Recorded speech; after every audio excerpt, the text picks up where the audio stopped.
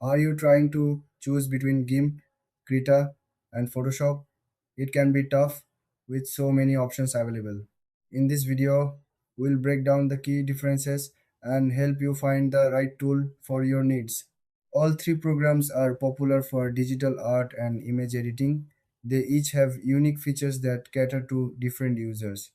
Let's dive into what makes each one special. First up is Gimp.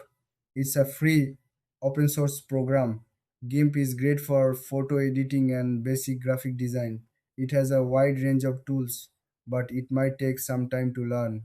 Many users appreciate its flexibility and customization options. Now, let's talk about Krita. This tool is also free and focuses mainly on digital painting. It's packed with brushes and textures, making it perfect for artists. Krita has a user friendly interface, so it's easier for beginners to pick up. It's designed specifically for creating illustrations and concept art. Finally, we have Photoshop.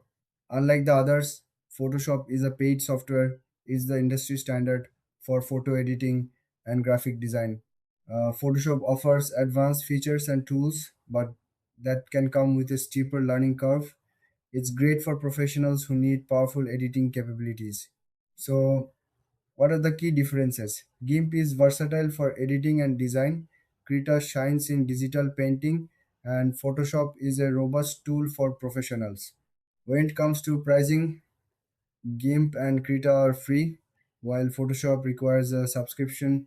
In the end, if you are a hobbyist or a beginner, GIMP or Krita might be the best choice for you.